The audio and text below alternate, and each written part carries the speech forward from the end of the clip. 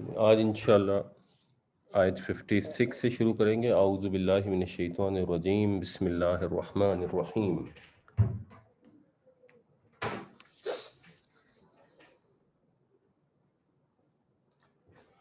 فَأَمَّا الَّذِينَ كَفَرُوا، اما ہم پہلے پڑھ آئے ہیں، اس کا مطلب ہوتا ہے رہے وہ جو۔ تو فَأَمَّا الَّذِينَ، پس وہ جنہوں نے کفروا کفر کیا، فَأُعَذِّبُهُمْ، اب یہ اعذب بھی یہ متعدی فعل بن جاتا ہے کہ میں عذاب دوں گا ان کو، عذاباً شدیدہ۔ جب کسی فعل کے استعمال کے ساتھ اسی روٹ کا مصدر آتا ہے تو اس کا مطلب ہوتا ہے اس میں انٹینسٹی بیان کرنے کے لیے اکثر وہ استعمال ہوتا ہے، اس کو کہتے ہیں مفعول مطلق۔ تو فَأُعَذِّبُهُمْ عذاباً کا مطلب ہے کہ میں ان کو عذاب دوں گا بری طرح، اور شدیدہ سے پھر وہ شدید کا لفظ بھی شامل ہو گیا، تو پس میں ان کو سخت عذاب دوں گا فی دنیا، دنیا میں، یعنی آخرت میں تو عذاب آنا ہی ہوتا ہے، لیکن جو رسولوں کے انکار کرنے والے ہوتے ہیں ان پر عذاب آتا ہے دنیا میں بھی۔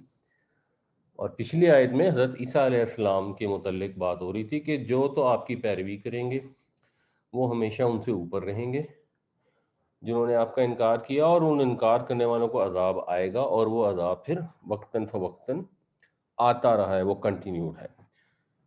والآخرتی، اور آخرت میں بھی، وما لہم من ناصرین، اور ما کا مطلب یہاں ہے نہیں، لہم ان کے لیے، اور نہیں ہوگا ان کے لیے کوئی بھی ناصرین میں سے۔ تو ناصر جو ہے وہ فاعل کے بدل میں مدد کرنے والا۔ فَأَمَّا الَّذِينَ كَفَرُوا فَأُعَذِّبُهُمْ عَذَابًا شَدِيدًا فِي الدُّنْيَا وَالْآخِرَةِ وَمَا لَهُم مِّن نَاصِرِينَ، تو رہے وہ جنہوں نے کفر کیا تو میں انہیں عذاب دوں گا سخت، دنیا میں بھی اور آخرت میں بھی، اور ان کا کوئی مددگار نہ ہوگا۔ وَأَمَّا الَّذِينَ آمَنُوا، اور رہے وہ جو ایمان لائے، وَعَمِلُوا الصَّالِحَاتِ، اور عمل کیے ٹھیک ٹھیک اور نیک عمل کرتے رہے، فَيُوَفِّيهِمْ، تو یہ وہی والا ہے واو فے یہ سے جو پیچھے تھا توفا، متوفی اس کا مطلب تھا پورا پورا لے لینا، اور وفا یوفی کا مطلب ہوتا ہے پورا پورا دے دینا۔ تو فَيُوَفِّيهِمْ أُجُورَهُمْ، وہ دے دے گا، پیچھے متکلم کی صیغے میں تھا میں عذاب دوں گا، یہاں پہ آیا ہے وہ دے دے گا۔ اور یہ قرآن شریف میں ہم نے ڈیٹیل سے ڈسکس کیا تھا کہ صیغہ چینج ہوتا رہتا ہے، کیونکہ یہ سپیچ کا، تقریر کا، خطاب کا سٹائل ہے۔ تو پس وہ دے دے گا پورا پورا ہم انہیں، اصل میں یہ ہم ہی تھا، فلو کی وجہ سے ہم ہو گیا، فَيُوَفِّيهِمْ أُجُورَهُمْ، ان کے اجر، اجر کی جمع ہے اجور، تو وہ ان کے پورے پورے اجر ان کو دے دے گا۔ واللہ لا يحب الظالمین، اور اللہ تعالی نہیں محبت کرتا ظالموں سے، یعنی مطلب یہ کہ اللہ تعالیٰ ظالموں کو سخت ناپسند کرتا ہے، اللہ تعالیٰ ظالموں کو دوست نہیں رکھتا۔ یہ کیوں بیچ میں ساتھ دوبارہ آ گیا؟ اس لیے کہ پہلے تو بات ہو رہی تھی یہودیوں کی، کہ یہودیوں میں سے جنہوں نے انکار کیا ان پر تو عذاب آئے گا شدید، جو حضرت عیسیٰ علیہ السلام پر ایمان لے آئے، اپنے عمل ٹھیک کر لیے، تو ان کو اللہ تعالیٰ پورا اجر دے گا۔ اور ان میں سے بھی اگر لوگوں نے ظلم کیا، شرک کیا، جیسے عیسائیوں نے حضرت عیسیٰ علیہ السلام کو خدا کا بیٹا بنا لیا، تو اللہ تعالیٰ اس چیز کو پسند نہیں رکھتا، پھر وہ بھی انہی کے اندر شامل ہو جائیں گے، اور آخرت میں وہ بھی پکڑ سے بچ نہیں سکیں گے۔ تو جب بھی اللہ کے نبی رسول علیہ السلام دنیا میں تشریف لاتے ہیں اور ان کی امتیں بدعتوں میں مبتلا ہو جائیں، شرک میں مبتلا ہو جائیں، تو وہ پھر اپنی جانوں پر ظلم ڈھاتی ہیں، اور جب اپنی جانوں پر ظلم ڈھاتے ہیں تو پھر اس کا ڈیفینیٹلی نقصان ہوتا ہے۔ وَأَمَّا الَّذِينَ آمَنُوا وَعَمِلُوا الصَّالِحَاتِ فَيُوَفِّيهِمْ أُجُورَهُمْ وَاللَّهُ لَا يُحِبُّ الظَّالِمِينَ، اور رہے وہ لوگ جو ایمان لائے اور نیک عمل کرتے رہے تو وہ پورا پورا دے دے گا ان کو ان کا اجر، اور اللہ تعالیٰ ظالم کو دوست نہیں رکھتا۔ ذالکا، ذالکا اس میں اشارہ ٹیکسٹ میں جب آئے تو یہ ہے جس کی پیچھے بات گزر چکی، جو حضرت عیسیٰ علیہ السلام کی پوری ڈیٹیل اللہ تعالیٰ نے بیان فرمائی ہے، اس کے متعلق اللہ تعالیٰ کہتے ہیں کہ یہ جو کچھ بھی ہے نتلوہ، ہم تلاوت کر رہے ہیں اس کی، ہم پڑھ کر سنا رہے ہیں اسے، علیکا آپ کو، من الآیاتی اپنی آیات میں سے، اپنی انڈرسٹوڈ ہے ویسے تو یہ جو ہم پڑھ کے سنا رہے ہیں اپنی آیتیں، والذکر الحکیم، اور ذکر کا مطلب ہوتا ہے یاد دہانی، حکیم حکمت والا۔ حکیم کا مطلب ایسے محکم بھی ہو سکتا ہے، جس کا مطلب ہوتا ہے مضبوط، اوتھینٹک، یہاں اگر محکم کے معنوں میں لیں گے تو اس کا مطلب ہوگا، اور ویسے وہ حکمت کی باتیں ہیں ساری قرآن شریف میں۔ تو یہ ہم آپ کو پڑھ کر سنا رہے ہیں آیتیں اور پر حکمت یاد دہانی، پر حکمت کلام۔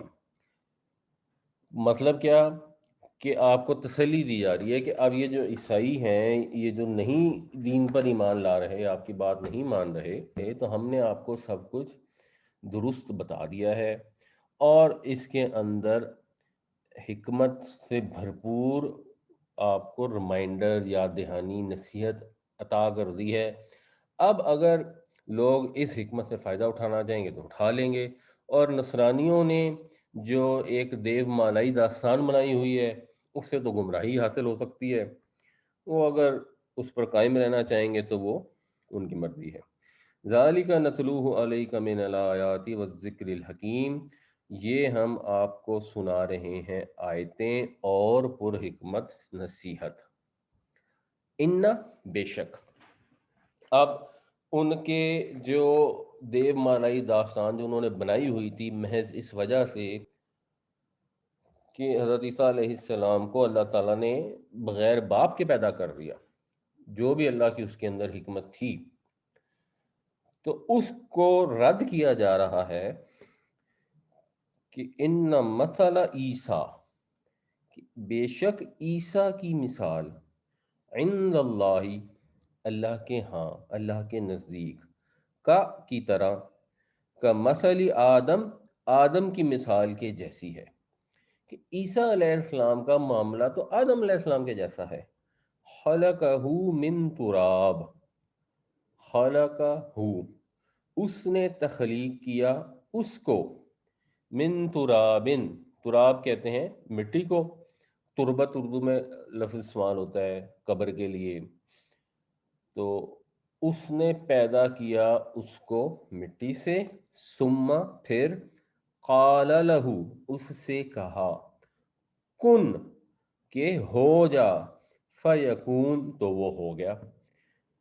آدم علیہ السلام کی پیدائش بھی اسی طرح ہوئی کہ آپ کے نہ ماں تھی اور نہ باپ تھے، اور اللہ تعالیٰ نے فرمایا ہو جا، ایک کلمہ ادا فرمایا، اور حضرت آدم علیہ السلام تخلیق پا گئے۔ تو حضرت عیسیٰ علیہ السلام کے تو ماں تو تھی، صرف باپ نہیں تھے، اور اللہ تعالیٰ نے ایک کلمہ کن ادا فرمایا، اور حضرت عیسیٰ علیہ السلام کی تخلیق اس سے شروع ہو گئی۔ تو یہ چیز کہ حضرت عیسیٰ علیہ السلام کے باپ نہیں تھے، وہ کلیمت اللہ تھے، اگر ان کو خدا بنا دیتی ہے تو حضرت آدم علیہ السلام کو تو پھر اس سے بڑا خدا ہونا چاہیے تھا، اور ان کو عیسائی بھی جو ہیں وہ بالکل قطعاً خدا نہیں مانتے۔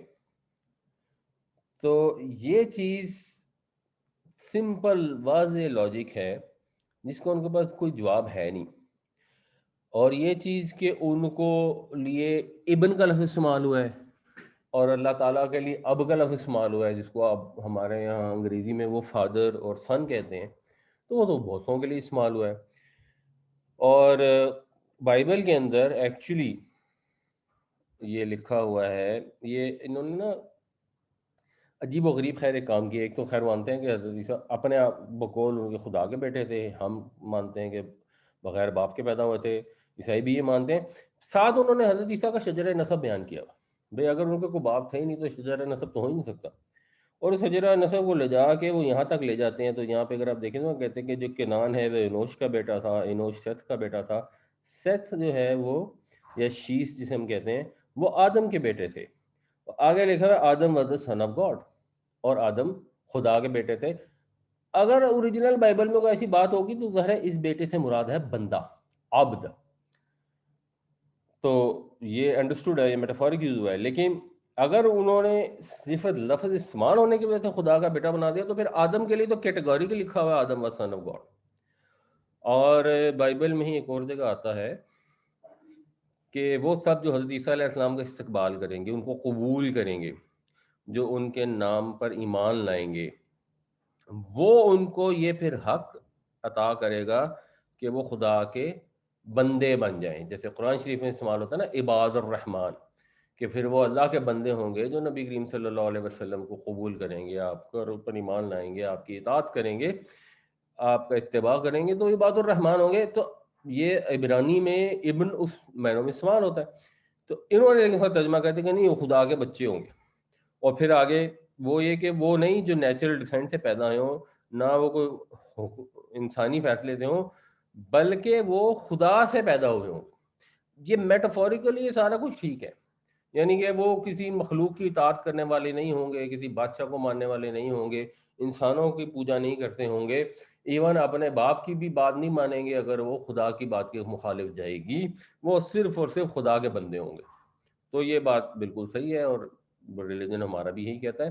مگر اگر الفاظ کو انہوں نے اس معنوں میں لینا ہے, بیکاز یہ تو ٹرانسلیشن ڈر ٹرانسلیشن ہے, اس طرح لینا ہے تو پھر تو پورے عیسائی, وہ جس نے حضرت عیسیٰ علیہ السلام کو اللہ کا نبی قبول کر لیا یا بقول ان کے اوتار قبول کر لیا, تو بس پھر وہ بھی خدا کے بیٹے ہیں. تو یہ لفظ استعمال ہونے سے تو خدا کا بیٹا پھر سارے بن جائیں گے. یہاں ان کے پاس ظاہر ہے پھر ڈھٹائی کے سوا کوئی جواب نہیں ہوتا. اور یہ سب کے سب عیسائی ایسے نہیں ہیں. جو ایک فرقہ ہوتا تھا اس کو کہتے ہیں ایرینز, یہ 3 صدی عیسوی میں تھا. اس کا تو ثبوت ملتا تھا. حضرت عیسیٰ علیہ السلام کی جو امیجیٹ تھے وہ ان کو تو پتا تھا کہ آپ اللہ کے نبی ہیں, بٹ وہ ایرینز بھی اس کو مانتے تھے. اور آج تک یہ ایک چیز اس کو کہتے ہیں یونیٹیرینزم, کہ اس میں وہ میں اس کو پڑھتا نہیں, بریف اس میں یہ ہے کہ اگر آپ اوریجنل عبرانی اسکرپچر کو دیکھیں, یعنی جو بھی ان کا ہے, اور اس میں پھر جو اولڈ ٹیسٹمنٹ ہے اور نیو ٹیسٹمنٹ, تو اس کے اندر آپ کو کہیں بھی ٹرینٹی کی کوئی وہ نہیں, لاجیکل ایکسپلینیشن نہیں ملتی. اس لیے جو چرچ نے ایکسیپٹ کیا ہوا ہے, یعنی چرچ نے پھر کیا کیا, جب چرچ اسٹرانگ ہو گیا تو انہوں نے ایسی تمام آوازوں کو دبا دیا, اور کئی 100 سال تک چرچ کے پاس بہت زیادہ پاور تھی. اور وہ کلیم یہ کرتے تھے کہ جو چرچ ہے نا, یہ ہولی گھوسٹ کی مینیفیسٹیشن ہے دنیا میں. جیسے ہمارے یہاں بھی کہتے ہیں نا کہ جی وہ آپ نے سنا ہوگا کہ اگر آپ نے اپنے مسجد کے امام کے متعلق کوئی بری بات کی, ایسے تو بری بات کسی کے متعلق بھی نہیں کرنی چاہیے, لیکن فرض کریں ایک آدمی کو اوپنلی غلط کام کر رہا ہے اور آپ اس کو کنڈیم کرنا چاہتے ہیں کہ مثلا یہ اے سی غلط استعمال کرتے ہیں یا کچھ بھی کرتے ہیں, اور اس کو تو ہمارے یہاں کو سننے کو ملے گا یہ جس کے متعلق بری بات کریں اس کے پیچھے نماز نہیں ہوتی. تو مسئلہ حل ہو گیا. اب نماز تو آپ نے امام کے پیچھے جا کے پڑھنی ہے, خود تو پڑھانی اکثر لوگوں کو آتی نہیں ہے, تو اس لیے امام کی تو برائی ہو نہیں سکتی. اس طرح کی چرچ کے اندر بھی ڈاکٹرائن موجود تھی, اور وہ اپنے خلاف کسی بات کو برداشت نہیں کرتے تھے, اور اتنے اسٹرانگ تھے, اور کوئی 200-300 سال پیچھے تک وہ اتنے اسٹرانگ تھے کہ بادشاہ تھے ان سے ڈرتے تھے, اور ان کی اجازت کے بغیر کوئی بادشاہ بن نہیں سکتا تھا یا قائم نہیں رہ سکتا تھا.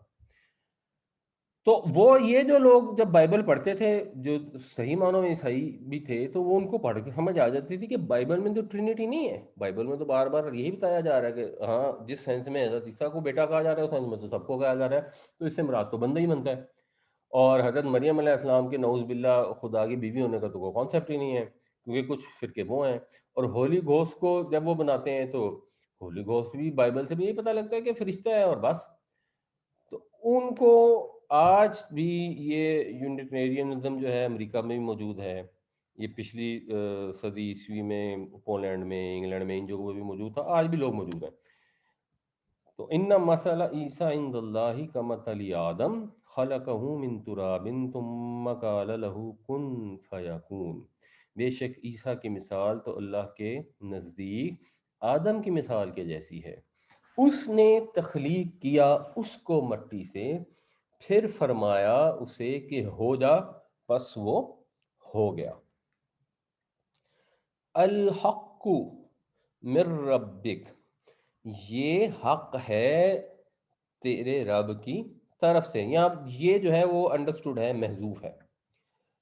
فلا تکن، فا پس لا تکن، یہ اوریجنلی تھا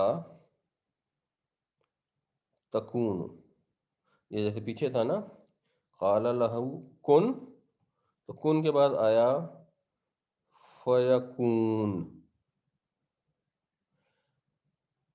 اور یہ فیکون میں فیکونو نہیں ہے، یہ جزم آ جاتی ہے۔ اس جزم کی جو ریزن ہے، اس کو ہم کہتے ہیں، یہ اس کو ہم ویسے ڈسکس بھی کریں گے، مضارع کو بھی جزم ملتی ہے کیونکہ یہ ہے فعل امر، تو فعل امر کا جو جواب ہوتا ہے نا اس پر جزم آ جاتا ہے۔ یہ بھی تھا اوریجنلی تکونو، اور یہ تکونو بھی جو ہے اس پہ جزم آ گیا، تو یکونو کا جزم یکون بن جاتا ہے، تکونو کا تکون بھی بن سکتا تھا لیکن تکون زیادہ سوٹیبل ہو جاتا ہے جب یہ لائے نہیں کی وجہ سے ہوتا ہے۔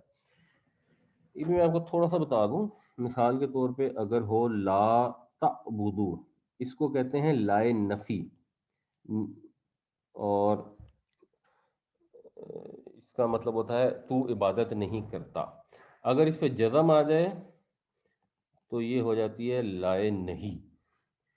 ایک ہے لائے نفی اور ایک ہے لائے نہیں جو منع کرتی ہے، تو فی الحال کے لیے اتنا ہی ہے۔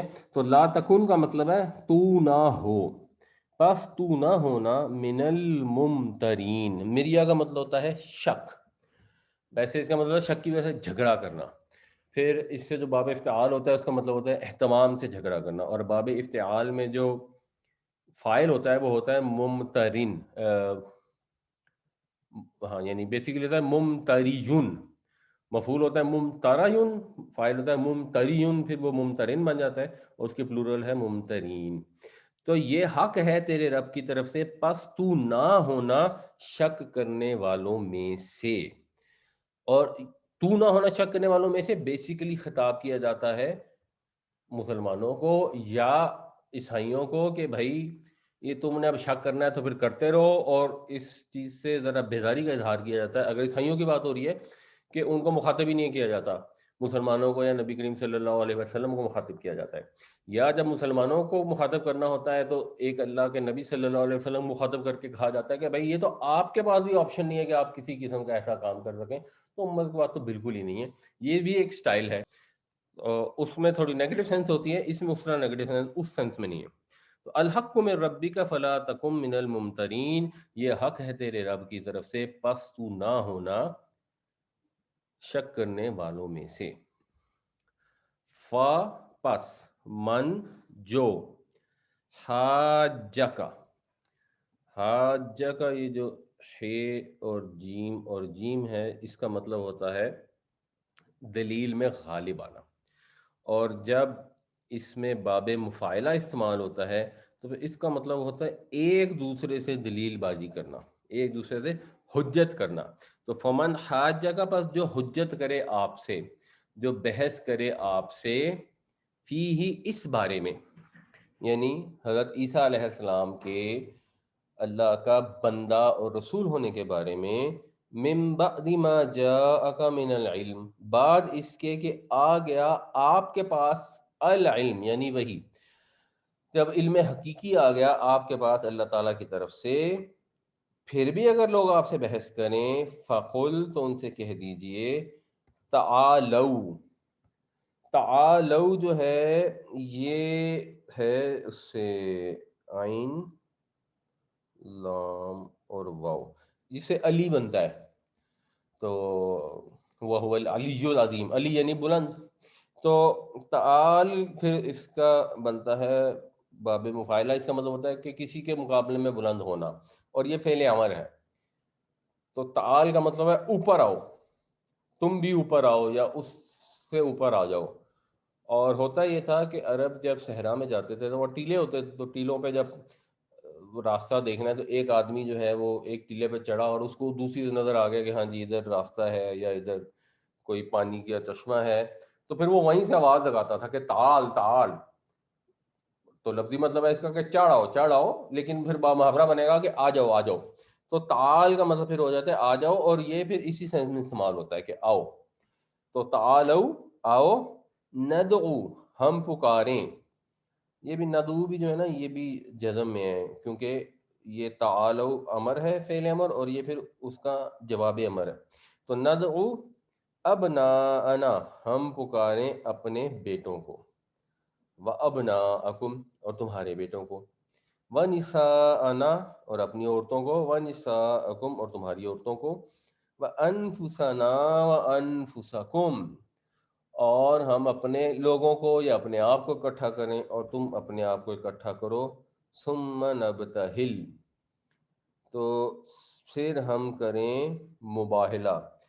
نبتہل جو ہے نا بے اور ہے اور لام، اس کا مطلب ہوتا ہے ویسے گڑ گڑا کر دعا کرنا، جب اس سے باب افتعال بنتا ہے ابتحال. ویسے بے احرام کا مطلب ہوتا ہے کسی کو آزاد چھوڑنا، تو آزادی سے کھل کے بہت زیادہ گریا ازاری کر کے دعا کرنا، اس کے لیے ابتحال کا لفظ استعمال ہوتا ہے. اور پھر دو پارٹیوں کا آپس میں جب مباہلہ کا لفظ استعمال ہوتا ہے تو اس کا مطلب یہ ہوتا ہے کہ ایک دوسرے کے خلاف دعا کرنا. تو پھر یہ بد دعا کے معنوں میں بھی استعمال ہوتا ہے، اور یہ پھر کامن ہوتا تھا عربوں میں. اور یہاں پہ اب یہودیوں کو اور عیسائیوں کو دعوت دی جا رہی ہے، ان کو لاجیکلی سمجھایا جا رہا ہے اور وہ نہیں سمجھ رہے اور وہ ڈھیٹوں کی طرح اڑے ہوئے ہیں. تو یہ ایک آپشن یہ بھی اللہ تعالیٰ نے رکھی. کچھ لوگ کہتے ہیں کہ نجران کے عیسائیوں کے متعلق ہے کہ جب نجران کے عیسائی آئے تو اسی وقت یہ آیتیں نازل ہوئیں اور ان کو پھر یہ چیلنج دیا گیا کہ آؤ ہم پھر ایک دوسرے کے خلاف دعا کرتے ہیں گڑ گڑا کر. فنجعل لعنت اللہ علی الکاذبین اور ہم لعنت ڈالتے ہیں اللہ کی جھوٹوں پر، کہ اگر تم نے بات نہیں مانی حقیقی علم آنے کے بعد بھی، اور اگر بحث اور جھگڑا بے وجہ کرنا ہے تو پھر آؤ پھر ہم اللہ سے دعا کرتے ہیں کہ جھوٹے کے اوپر لعنت ہو. تو اس چیز کو کہتے ہیں مباہلہ. اور پھر تاریخ سے اندازہ ہوتا ہے کہ نبی کریم صلی اللہ علیہ وسلم نے جب یہ کیا تو جو نجران کے عیسائی تھے، اگر وہ اوتھینٹک تاریخ ہے تو وہ عیسائی جو تھے وہ مباہلے سے فرار ہو گئے، اور انہوں نے کہا جی ٹھیک ہے ہم آپ کو جزیہ دینے کو تیار ہیں. آپ پتہ نہیں وہ 100 جوڑے گرمیوں میں اور 100 جوڑے سردیوں میں، اس طرح کا کوئی جزیہ طے ہوا. اور انہوں نے پھر وہ ان کو مسلمانوں کو جزیہ ادا کرتے ہوتے تھے، اور وہ جس کو کہتے ہیں ذمہ بن کر اسلامی ریاست میں رہنے لگے. اب یہ مباہلہ کسی سے کیا جا سکتا ہے یا نہیں کیا جا سکتا، اس میں اختلاف ہے، کیونکہ نبی کریم صلی اللہ علیہ وسلم یا دنیا میں اور جو بھی اللہ تعالیٰ کے انبیاء تشریف لائے وہ اگر مباہلہ کریں تو اس میں تو آبویسلی کوئی ایشو ہی نہیں ہے، بیکاز ان کو تو معلوم ہے کہ وہ بالکل سچے ہیں، اور اللہ تعالیٰ ہی یہاں ان کو حکم دے رہا ہے کہ جی یوں جاؤ اور ان سے مباہلہ کرو. آج کے دور میں اب ہم ذرا سی بحث کے اوپر اور ان کے لو جی اس نے تو ماننا ہی نہیں ہے تو مان ہی نہیں رہا. ان جنرل جو مناظرے ہوتے ہیں اور اس طرح کی چیزیں ہوتی ہیں نا، وہ ویسے بھی دین کی تبلیغ کے لیے کوئی اچھا آئیڈیا نہیں ہوتا. یہ تو بالکل ایکسٹریم کنڈیشن ہے کہ اتنی زیادہ ان سے ڈیٹیل ڈسکشن ہوگی، ان کو واضح کر دیا گیا، اور لوگ بھی وہ آ رہے ہیں جن کے پاس مکمل نالج ہے، جو خوب اچھی طرح جانتے ہیں.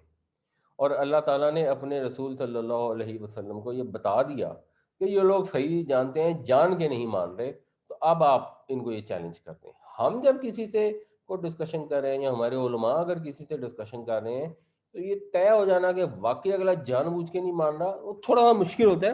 تو اس حساب سے کوئی اتنا ڈیزائربل ایٹ لیسٹ ہمارے لیے تو نہیں ہے. فمن حاجك فيه من بعد ما جاءك من العلم فقل تعالوا ندعو ابناءنا وابناءكم ونساءنا ونساءكم وانفسنا وانفسكم ثم نبتهل فنجعل لعنة الله على الكاذبين. پھر جو حجت کرے اس بارے میں آپ کے ساتھ بعد اس کے کہ آپ کے پاس آ گیا علم، تو کہہ دیجئے کہ آؤ ہم بلائیں اپنے بیٹوں کو اور تم بلاؤ اپنے بیٹوں کو. یہ تم بلاؤ انڈرسٹوڈ ہے، اور ہم بلائیں اپنی عورتوں کو اور تم بلاؤ اپنی عورتوں کو، اور ہم اکٹھا کریں اپنے لوگوں کو اور تم اکٹھا کرو اپنے لوگوں کو، پھر ہم گڑ گڑا کر دعا کریں اور لعنت ڈالیں، لعنت بھیجیں اللہ کی جھوٹوں کے اوپر۔ انا بے شک، ہاذا یہ، بے شک یہ، لہو القصص الحق، بے شک یہی، یہ پھر اب ہوا ہے نا دوبارہ، تو یہ اور پھر وہ ہوا، تو یہ ہی ہے، اور یہ جو لام ہوتی ہے یہ بھی ایمفیسس بڑھاتی ہے، یعنی انا سے بھی ایمفیسس، پھر یہ لام سے بھی ایمفیسس، اور ہاذا اور ہوا بھی دونوں دو دفعہ استعمال ہو گئے، یعنی بے شک یہ ہی ہے القصص الحق، سچا قصہ، سچا بیان۔ وما من الہ الا اللہ، اور نہیں ہے کوئی معبود اللہ کے سوا، کہ اللہ کے سوا کوئی معبود کسی قسم کا ہو ہی نہیں سکتا، اور حضرت عیسیٰ علیہ السلام کا کسی قسم کا خدائی میں کوئی حصہ نہیں، اور حضرت عیسیٰ علیہ السلام کا بھی خدائی میں کوئی حصہ نہیں، اور ان کے علاوہ بھی کسی کا خدائی میں کوئی حصہ نہیں۔ اگر ہم نے عبادت کرنی ہے تو صرف اور صرف اللہ کی کرنی ہے، اگر ہم نے مدد مانگنی ہے تو صرف اور صرف اللہ سے مانگنی ہے، اگر ہم نے گریہ وزاری کرنی ہے، درخواستیں پیش کرنی ہیں، التجائیں کرنی ہیں تو صرف اور صرف اللہ سے کرنی ہے۔ وَإِنَّ اللَّهَ لَهُوَ الْعَزِيزُ الْحَكِيمُ، اور بے شک اللہ ہی تو ہے جو عزیز ہے، غالب ہے، زبردست ہے، اور حکیم ہے، حکمت والا ہے، یعنی وہ غالب زبردست ہے، اس کو کسی کی ضرورت نہیں ہے کہ وہ اپنے ساتھ کسی کو شریک بنائے، اور وہ جو کام بھی کرتا ہے وہ حکمت کے تحت کرتا ہے، تو کسی میں یہ جرت نہیں کہ اس کو جا کے مشورہ دے سکے کہ یہ والا کام یوں کر لیتے تو زیادہ بہتر ہوتا، کوئی نہ اس کا مشیر تک نہیں ہو سکتا اللہ تعالیٰ کا۔ تو ان ھذا لہو القصص الحق وما من الہ الا اللہ وان اللہ لہو العزیز الحکیم، بے شک یہی سچا بیان ہے، اور اللہ کے سوا کوئی معبود نہیں، اور اللہ ہی غالب ہے، حکمت والا ہے۔ فا پس، ان اگر، تولو، یہ واو لام یہ کا ویسے مطلب ہوتا ہے قریب ہونا، دوست ہونا، اور جب اس کے ساتھ ان کا صلہ آتا ہے تو اس کا مطلب ہوتا ہے پرے ہونا، یعنی ان جو ہے نا نگیٹ کر دیتا ہے نارمل ورب کو، اور پھر تولو جب استعمال ہوتا ہے تو اکثر اس کے ساتھ ان نہیں بھی آتا باب تفاعل میں، اور وہ محذوف ہوتا ہے، اور مطلب یہی ہوتا ہے کہ فَإِن تولوا، پس اگر وہ منہ موڑیں، فَإِنَّ اللَّهَ عَلِيمٌ بِالْمُفْسِدِينَ، تو بے شک اللہ تعالیٰ مفسدوں کو خوب جانتا ہے، یعنی اللہ تعالیٰ ایک ہے، اس کے سوا کوئی معبود نہیں، اگر یہ بات وہ نہ مانے، وہ مباہلہ بھی نہیں کر رہے اور حق کی پیروی نہیں کرنا چاہتے اور یہ بات بھی نہیں ماننا چاہتے، تو پھر اس کا مطلب یہ ہے کہ وہ فسادی ہیں، وہ بیسیکلی زمین میں فساد کرنا چاہ رہے ہیں۔ کیا فساد کرنا چاہیں؟ نہیں، شرک پہ قائم کرنا چاہنا ہے، کیونکہ شرک جو ہے وہ فساد فی الارض ہے۔ اگر شرک کو مان لیا جائے کہ زمین و آسمان میں بہت سارے معبود، بہت سارے دیوتا، خدا ہیں جو انتظام چلا رہے ہیں، تو ڈیفینیٹلی پھر ان کے اندر تو فساد ہی ہے، پھر تو سارا نظام درہم برہم ہو جائے، ایک خدا کہے گا اس کو پکڑ لو، ایک خدا کہ اس کو چھوڑ دو، ایک خدا کہ سورج نکال دو، ایک غروب کر دو، تو یہ کانسیپٹ ہی فساد کا کانسیپٹ ہے۔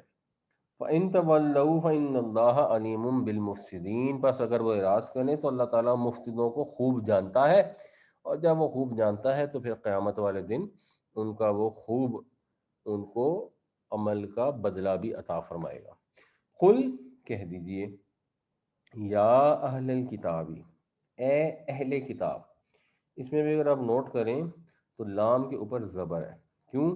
کیونکہ یہ یا حرف ندا ہے، اہل منادا ہے، اور اہل الکتابی کیونکہ مرکب اضافی ہے، تو جو مرکب اضافی کے پہلا پارٹ ہوتا ہے جس کو مضاف کہتے ہیں، تو اگر مضاف منادا ہو تو اس میں ہمیشہ نصب ہوتی ہے، تو یا اہل الکتابی، کہہ دیجئے کہ اے اہل کتاب، تعالو، آؤ، تعالو، آؤ، الی کلمات، ایک کلمے کی طرف، ایک بات کی طرف، اس چیز کی طرف، سواء، سوا یہ وہی مساوات میں جو استعمال ہوتا ہے، اور خط استوا میں بھی آتا ہے، یعنی جو مساوی ہے، جو برابر ہے، آؤ اس کلمے کی طرف جو برابر ہے، بیننا و بینکم، ہمارے اور تمہارے درمیان، جو ہمارے اور تمہارے میں مشترک ہے، اس بات کی طرف آؤ۔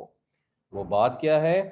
اللہ نعبد الا اللہ، کہ ہم نہ عبادت کریں گے اللہ کے سوا کسی کی، ولا نشرک بہ شیئا، اور ہم نہ شریک ٹھہرائیں گے اس کے ساتھ کسی چیز کو، ولا يتخذ بعضنا بعضا اربابا من دون اللہ، اور ہم نہ ٹھہرائیں گے ایک دوسرے میں سے ارباب، آپس میں ایک دوسرے میں، ہم یعنی ہم میں، بعضنا بعضا، آپس ہم میں سے بعض کو بعض کا رب، رب کی جمع ہے ارباب، من دون اللہ، اللہ کے سوا، اللہ کے مقابلے میں، کہ آؤ ہم اس چیز پہ آئیں جو ہم میں کامن ہے، کہ ہم نے اللہ کے سوا کسی کی عبادت نہیں کرنی، اس کا کسی چیز کو شریک نہیں ٹھہرانا، اور کسی کو رب نہیں بنانا۔ کیونکہ ایک جگہ قرآن شریف میں یہ آتا ہے کہ انہوں نے اپنے احبار اور رہبان کو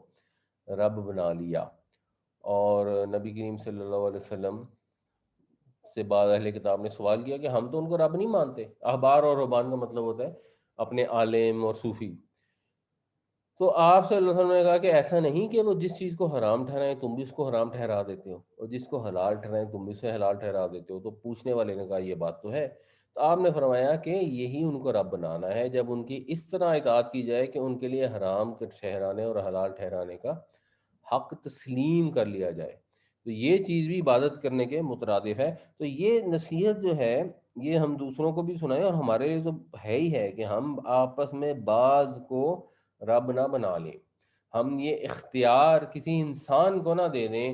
اللہ کے رسول تو اللہ کی وحی کے تحت ہمیں جو بھی انفارمیشن دیتے تھے وہ ڈائریکٹ اللہ تعالیٰ سے انفارمیشن لے کے نبی کریم صلی اللہ علیہ وسلم دیتے تھے، تو وہ تو ہو گئی اوتھینٹک۔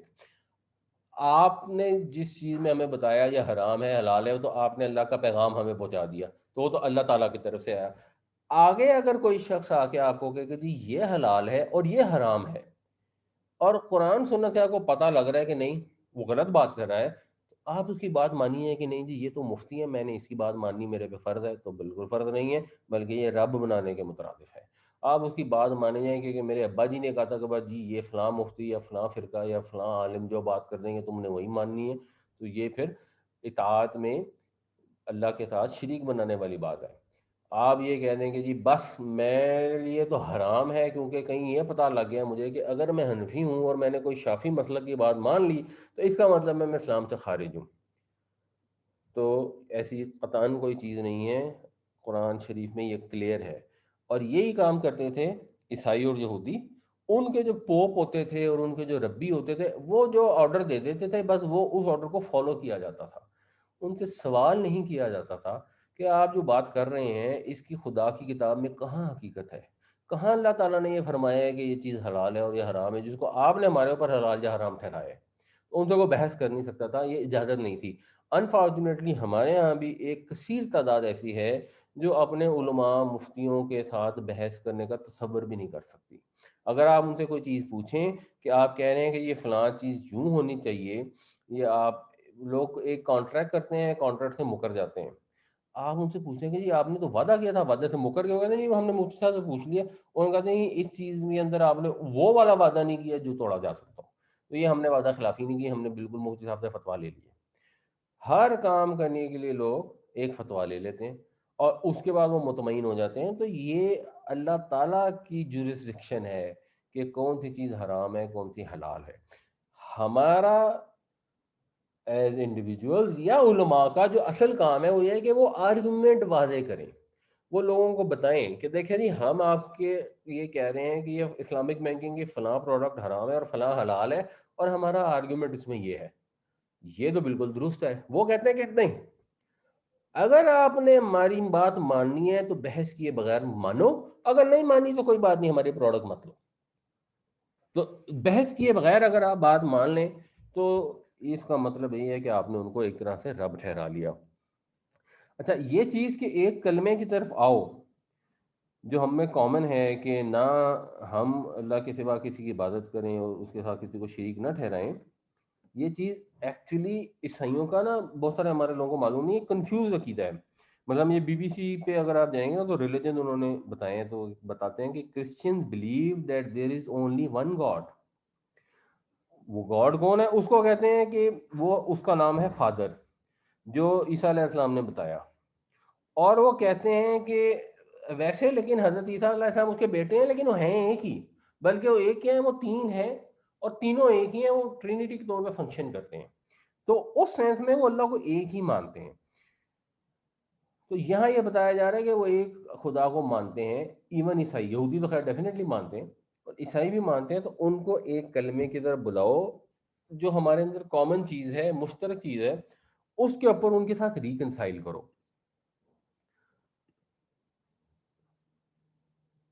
اچھا، اس کو نا میں تھوڑی سی ہم آج گرامر بھی کر لیتے ہیں.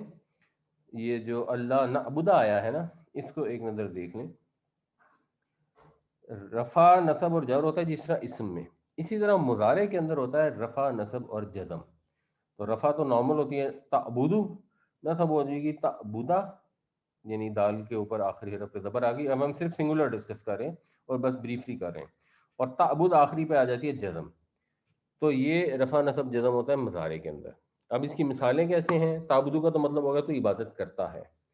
اگر اس سے پہلے حتیٰ لگے گا نا تو وہ کر دے گا حتیٰ تعبدا، تو اس کا پھر مطلب ہوتا ہے یہاں تک کہ تو عبادت کرے.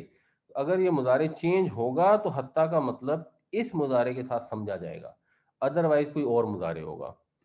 اور لا تعبد، یہ ہم نے پیچھے بھی ڈسکس کیا، تو عبادت نہ کر. اگر ہوتا لا تعبدو تو اس کا مطلب ہوگا تو عبادت نہیں کرتا ہے یا تو عبادت نہیں کرے گا. لا تعبد کا مطلب ہے تو عبادت نہ کر.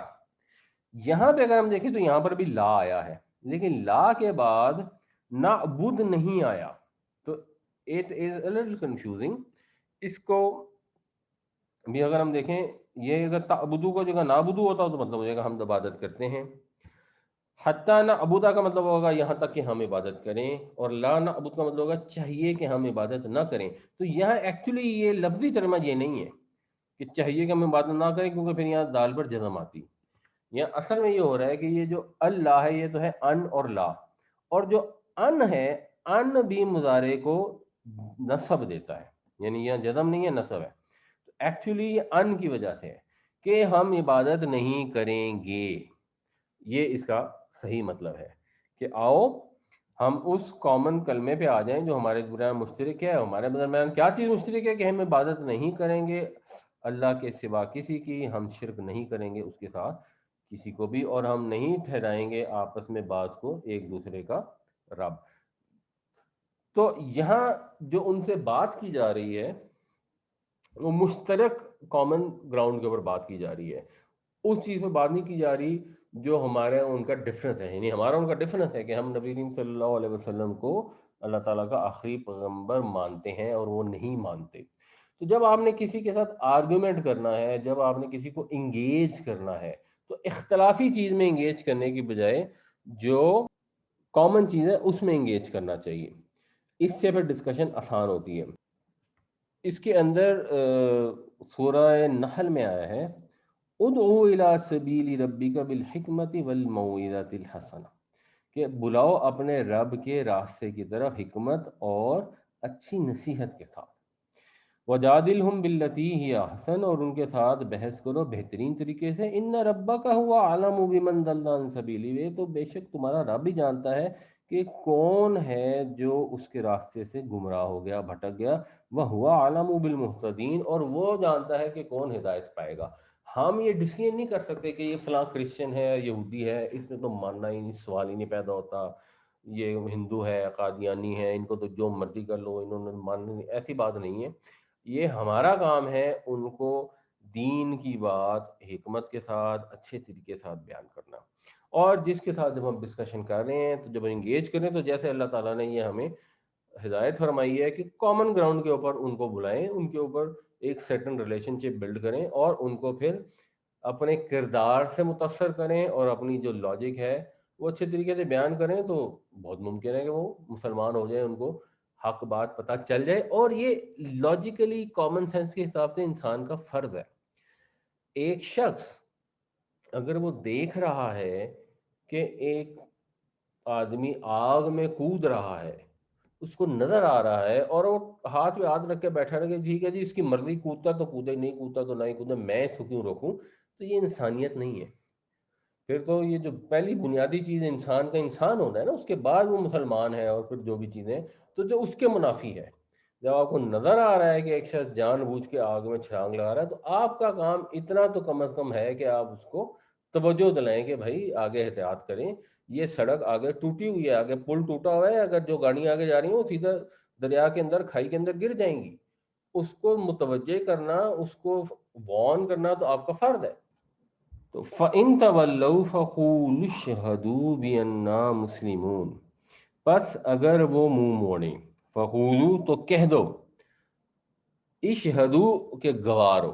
تو پھر آپ ان کو بتاؤ کہ بھئی ہاں تم نے نہیں مانا، نہ مانو، لیکن اس چیز پہ گواہ رہنا، ہم تمہیں بھی گواہ بناتے ہیں، بِأَنَّا مُسْلِمُونَ، کہ ہم مسلمان ہیں، ہم تو مکمل طور پر فرما بردار ہیں. ہم نے تو اپنے آپ کو اپنے رب کے حضور سبمٹ کر دیا ہے، اپنے آپ کو سپرد کر دیا ہے اپنے رب کے. ہماری تو توحید کا کانسیپٹ ہی یہ ہے. یا اہل الکتابی، اے اہل کتاب، لم تحاجون، تم کیوں حجت کرتے ہو، فی ابراہیم، ابراہیم کے بارے میں. اہل کتاب کا یہ بھی عجیب و غریب بیان تھا کہ حضرت ابراہیم علیہ السلام جو ہے نا ایکچولی وہ تورات کے ماننے والے تھے. وما انزلت التوراۃ والانجیل الا من بعدی، اور نہیں نازل ہوئی تورات اور انجیل مگر اس کے بعد. حضرت ابراہیم علیہ السلام کے اوپر تو ان کے اپنے صحیفے نازل ہوئے تھے، تورات اور انجیل تو کئی ہزار سال بعد نازل ہوئی. تم کہتے ہو تورات کے ماننے والے تھے. افلا تعقلون، کیا تم عقل استعمال نہیں کرتے، کیا تم اتنی سادہ سی بات کو بھی نہیں سمجھتے. تو یہ یہودی عیسائی بھی کچھ حد تک، بٹ یہودی اور مشرکین تو یعنی حضرت ابراہیم علیہ السلام کو تینوں مانتے تھے، اور مسلمانوں کے جب وہ خلاف بیان دیتے تھے، وہ ایک ان کا مین بیان یہ تھا کہ یہ ابراہیمی دین کے خلاف ہے، اور یہ ایسی چیزیں کرتے ہیں جو حضرت ابراہیم کے طریقے پہ نہیں ہے. اور بقول اس یہودیوں کے حضرت ابراہیم علیہ السلام تورات پہ تھے، بقول نصرانیوں کے حضرت ابراہیم علیہ السلام انجیل پہ تھے، اور بقول مشرکین کے حضرت ابراہیم علیہ السلام وہ کرتے تھے جو ان کے باپ دادا کرتے چلے ہیں. تو سب نے ان کو اپنا پیروکار کنسیڈر کیا ہوا تھا، اور ماں کہتے یہ تھے کہ ہم ان کے پیروکار ہیں. پریکٹیکلی کہنے کا مطلب یہ تھا کیونکہ انہوں نے تو دین میں بدعتیں ایجاد کر لی تھیں. اور مسلمان جو ہیں وہ ظاہر سی بات ہے وہ اپنے آپ کو حضرت ابراہیم علیہ السلام کے پیروکار، یا اسی سیم دین کے اوپر جس کا نام اسلام ہے، وہ حضرت ابراہیم علیہ السلام نے اس کا نام اسلام رکھا تھا، اس کے اوپر عمل پیرا کنسیڈر کرتے تھے. تو یہ ان کا جو پروپیگنڈا تھا کہ جی ابراہیم علیہ السلام تو رات کو مثلا مانتے تھے، تو اللہ تعالیٰ نے واضح کیا کہ یا اہل الکتاب لم تحاجون فی ابراہیم وما انزلت التوراۃ والانجیل الا من بعدہ افلا تعقلون. اے اہل کتاب تم کیوں حجت کرتے ہو، تم کیوں جھگڑا کرتے ہو ابراہیم کے بارے میں، اور نہیں نازل کی گئیں تورات اور انجیل مگر اس کے بعد، کیا تم سمجھتے نہیں. ہا انتم ہاؤلائی، یہ ہا کا مطلب یا تو آ کے سینس میں کیا، اور یا یہ ایک سائن آف ایکسکلیمیشن ہے، ہاں انتم، ہاں ہاں ہاں تم ہی ہو. یہ اس طرح کا ایک لفظ ہے، یہ وہ والا ہا نہیں ہے جو مونس والا ہا ہوتا ہے. تو تم ہی وہ لوگ ہو، حاجج تم، یہ وہی حاجہ والا، پیچھے جیم کے اوپر شد استعمال ہوئی تھی، یا شد کے بغیر دو جیم استعمال ہوئے ہیں، روٹ وہی ہے. تم ہی تو وہ لوگ ہو جنہوں نے حجت کی، فیما ان چیزوں میں، لکم بھی علم تمہارے پاس ہے جن کے بارے میں علم. یعنی ایک تو ایسا ہوا کہ تمہیں کچھ چیزوں کا کچھ علم تھا، تم نے ان کے اوپر بحث کر لی، چلو ٹھیک ہے. فَلِمَ تُحَاجُونَ فِي مَا لَيْسَ لَكُمْ بِهِ علم، تو اس چیز میں تم کیوں بحث کرتے ہو جس کا تمہیں کوئی علم ہے ہی نہیں. یعنی یہ جس طرح کی تم لاجکیں پیش کر رہے ہو کہ حضرت ابراہیم علیہ السلام تورات کے پیروکار تھے، تمہیں کہاں سے پتہ لگ گیا کہ تورات پہلے نازل ہوگی جو روز کے انہوں نے پیروکاری شروع کر دی تھی. تو کوئی علم ہے ہی نہیں، ایویں ہوا میں تم نے چھوڑ دی ہے.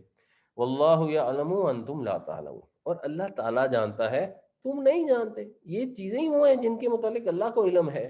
کہ حضرت ابراہیم علیہ السلام پہ جو صحیفے نازل ہوئے تھے وہ کیا تھے؟ اب تو دنیا سے ختم ہو گئے، تمہارے پاس تو وہ ہے ہی نہیں. تو مثال کے طور پہ اگر تم نے تورات کے اندر اونٹ کو حرام کیا ہوا ہے، تو اب تم سمجھ رہو کہ حضرت ابراہیم پہ بھی حرام ہوگا، تو کیوں ہوگا؟ تمہیں ایک چیز کا علم ہی نہیں ہے، بے وجہ کہ تم نے آرگومنٹیشن کیوں کر رہے ہو؟ ہا انتم ہؤلاء حاججتم فیما لکم بہ علم فلم تحاجون فیما لیس لکم بہ علم واللہ یعلم وانتم لا تعلمون. تم ہی تو ہو کہ تم وہ لوگ ہو کہ جنہوں نے بحث کی ان چیزوں کے بارے میں جن کے بارے میں تمہیں کچھ علم تھا، مگر تم کیوں بحث کرتے ہو ان چیزوں کے بارے میں جن کے متعلق تمہیں علم نہیں ہے، اور اللہ جانتا ہے اور تم نہیں جانتے.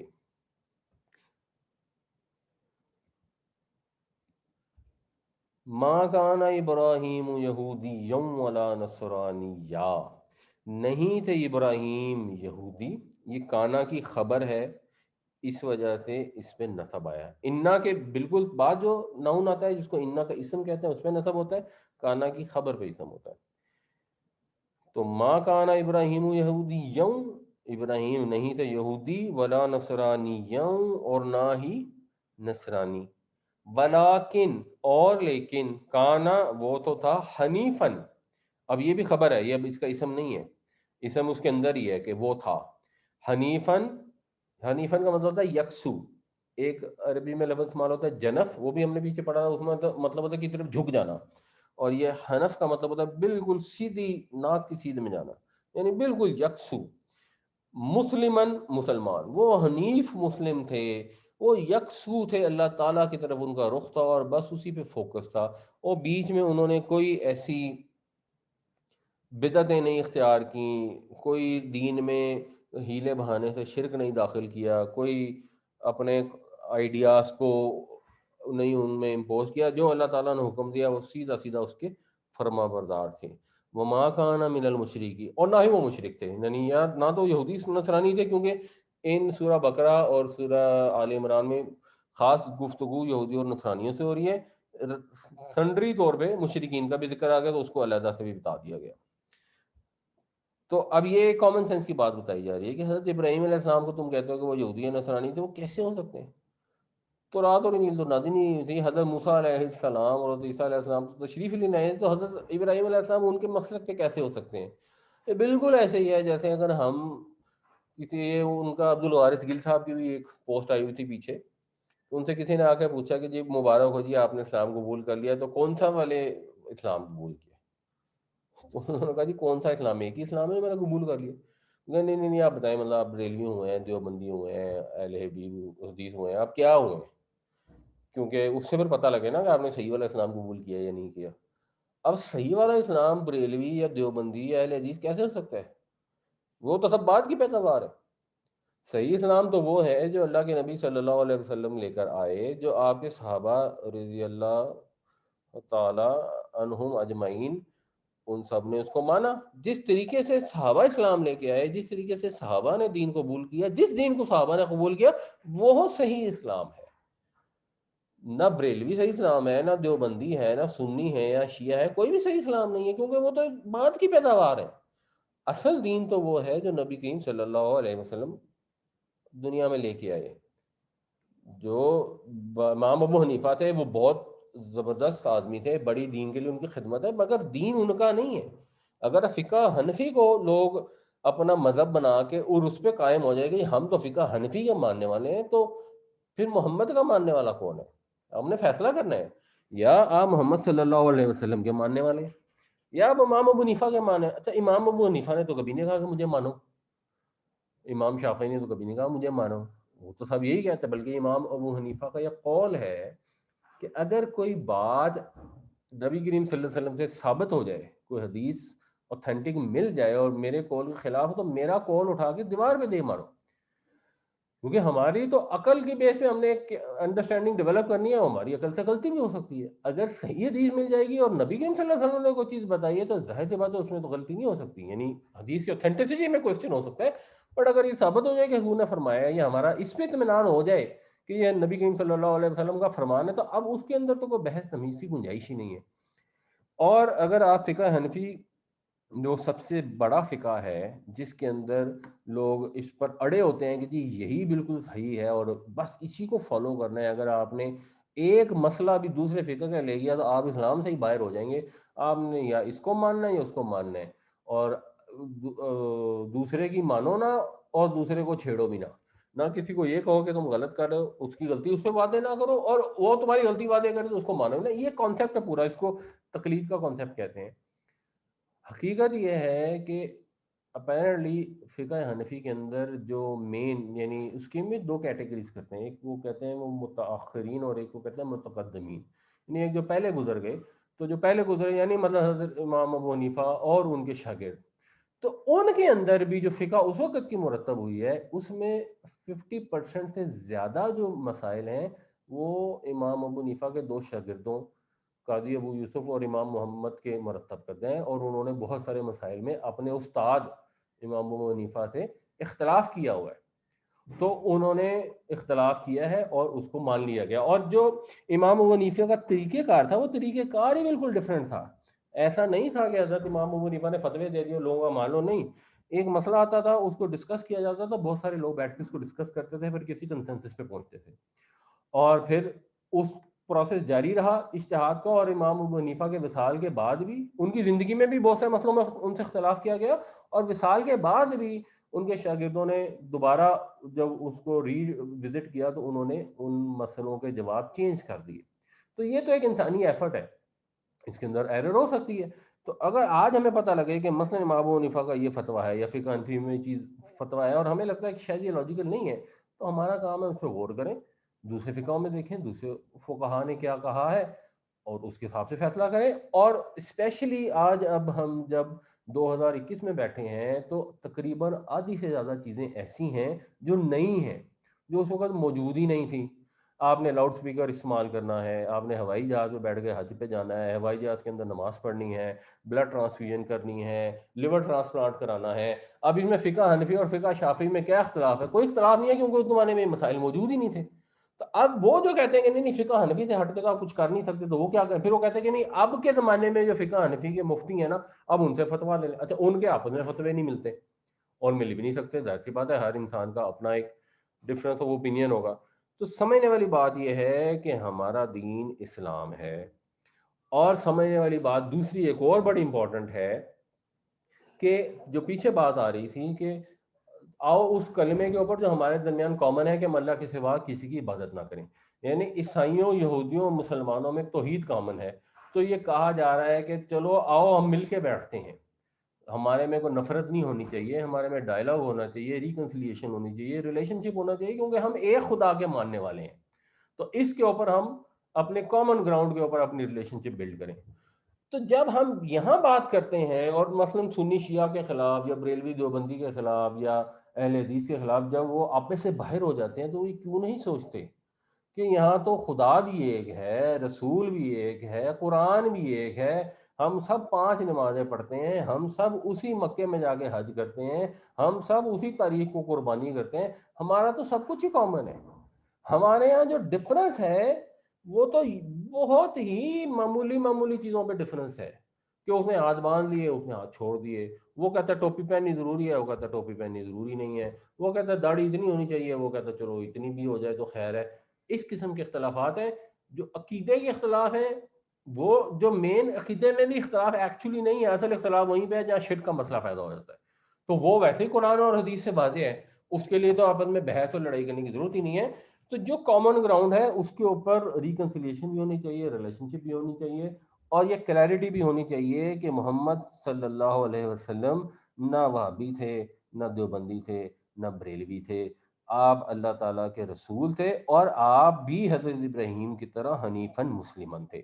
تو ہمارا بھی یہی مقصد ہونا چاہیے کہ ہم سیدھے یکسو مسلمان ہو جائیں، فرما بردار ہو جائیں۔ مسلم کا مطلب ہے فرما بردار، یعنی ہماری مرضی ختم، جو بھی مرضی ہے میرے رب کی مرضی ہے، بس یہ نہیں کہ جیسے چاہو جیو اور میرا جسم اور میری مرضی۔ ہماری مرضی کسی چیز میں بھی نہیں ہے، نہ اپنے جسم پہ ہے، نہ اپنے لباس پہ ہے، نہ اپنی خوراک پہ ہے، نہ اپنے روپے پہ ہے۔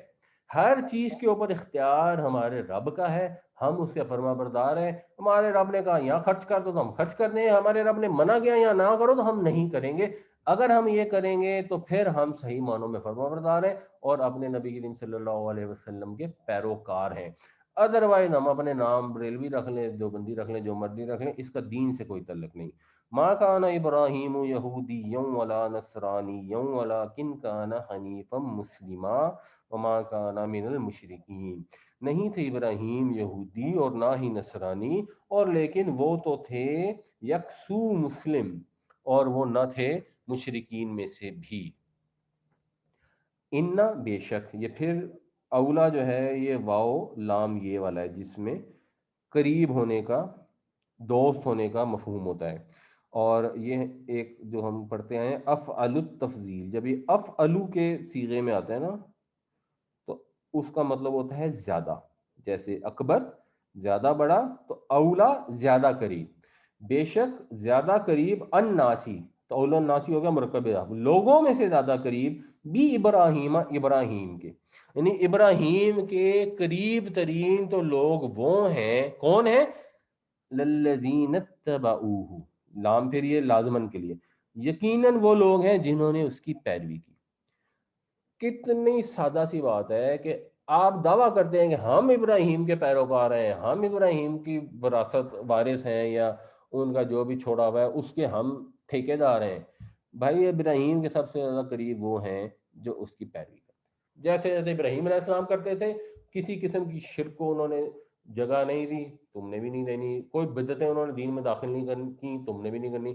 جو ابراہیم علیہ السلام کرتے تھے وہی دین ابراہیمی جو ہے، وہی نبی کریم صلی اللہ علیہ وسلم کے تک چلا آیا ہے۔ اس کے اندر وقت کے لحاظ سے کچھ چیزیں ہوں گی جو اللہ تعالیٰ نے اپنی وحی کے ذریعے درست کروا دی یا ایڈ بھی کروا دی ہوں گی، مثلا حضرت ابراہیم علیہ السلام کے زمانے میں تو عربی زبان ہی نہیں تھی، اب ہم نے نماز پڑھنی ہے ہم نے عربی میں پڑھنی ہے، ہم نے سورہ فاتحہ لازماً پڑھنی ہے، ظاہر سی بات ہے یہ چیز حضرت ابراہیم علیہ السلام کی شریعت میں ہو نہیں سکتی، بٹ ادروائز وہ ختنہ ہے، حج ہے، زکوٰۃ ہے، نماز ہے، یعنی کہ نماز پڑھنی ہے، رکوع کرنا ہے، سجدہ کرنا ہے، قیام، یہ ساری چیزیں حضرت ابراہیم علیہ السلام کی شریعت میں موجود تھیں، اور مسلمان جو ہیں وہ ان سے قریب ترین ہیں کیونکہ وہ اسی طریقہ کار کو فالو کرتے ہیں، یہ سنت ابراہیمی ہی ہے جو چلی آ رہی ہے۔ بَهَٰذَا النَّبِيُّ وَالَّذِينَ آمَنُوا، کہ زیادہ قریب وہ ہیں جو اس کی پیروی کرتے ہیں، اور یہ پیغمبر ہیں اور ایمان والے ہیں۔ یعنی ایک تو اوریجنلی وہ جو جنہوں نے بالکل امیڈیٹ پیروی کی، وہ نہیں ہے حضرت ابراہیم کے قریبی جو ان کی اولاد میں سے ہیں، جو ان کے قبیلے میں سے ہیں، یہ اللہ تعالیٰ کے ہاں یہ قریب ہونے کا سٹینڈرڈ نہیں ہے، نسبت اس سے قائم نہیں ہوتی۔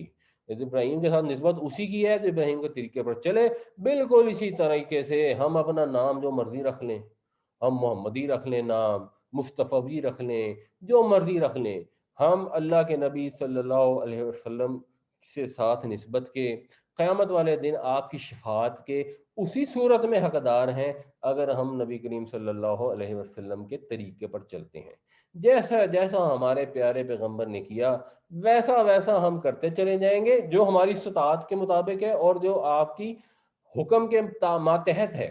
یعنی جو چیزیں آپ نے منع کر دی، مثلا اگر آپ 2 دن اکٹھے روزے رکھتے تھے تو ہمیں اجازت نہیں دی تو ہم نہیں رکھ سکتے، وہ ٹھیک ہے، مگر جو جو چیزیں آپ نے ہمیں منع نہیں کی، آپ جیسے کرتے تھے، ہم جتنی حد تک ویسا کریں گے ہم زیادہ قریب ہو جائیں گے، ہماری نسبت جینون ہو جائے گی۔ ادروائز ہم منہ سے کہیں کہ ہاں غلام ہے، غلام ہے، گردن کٹانے کو تیار ہے، اور مسجد سے اذان آئی کہ آؤ نماز پڑھو، تو ہم کہتے ہیں نہیں نماز پڑھ نہیں سکتے، گردن کٹا لیں گے، نماز پڑھنی ذرا مشکل ہے، تو پھر یہ جھوٹ ہے، یہ ایک اپنے آپ سے روزانہ دھوکہ دینے والی بات ہے کہ ہم نبی سے بڑی محبت کرتے ہیں۔ یہ بھی ہم ڈیٹیل سے پڑھ رہے ہیں کہ اگر تم اللہ سے محبت کا دعویٰ کرتے ہو فَاتَّبِعُونِی یُحْبِبْکُمُ اللَّہ، اگر تم دعویٰ کرتے ہو تو پیروی کرو میری، تم دعویٰ کرتے ہو میں ہم اللہ سے محبت کرو، بھائی اللہ تعالیٰ تم سے محبت کرنی شروع کر دے گا۔ واللہ ولی المؤمنین، اور اللہ ولی ہے مومنوں کا، اللہ ساتھی ہے اہل ایمان کا، تو اللہ ان کا ساتھی ہے اور ان کی مدد فرمائے گا، کیونکہ یہ اس دین حق پہ جو حضرت ابراہیم علیہ السلام لے کے آئے ہیں، جو پھر ان کے مخالف ہوں گے وہ پھر اللہ تعالیٰ مسلمانوں کو ان پر غالب کر دے گا، وہ ان کا ولی ہے، کارساز ہے، دوست ہے۔ ان اول الناس بابراہیم للذین اتبعوہ وہذا النبی والذین آمنوا واللہ ولی المؤمنین، بے شک زیادہ قریب ہیں، نسبت کے زیادہ حقدار ہیں لوگوں میں سے سب سے بڑھ کر ابراہیم کے ساتھ وہ لوگ جنہوں نے اس کی پیروی کی، اور یہ پیغمبر اور ان کے جو ساتھی ایمان لائے، اور وہ لوگ جو ایمان لائے، اور اللہ تعالی ولی ہے مومنوں کا۔ ودت، ودت کا مطلب ہوتا ہے شدت سے کوئی خواہش ہونا۔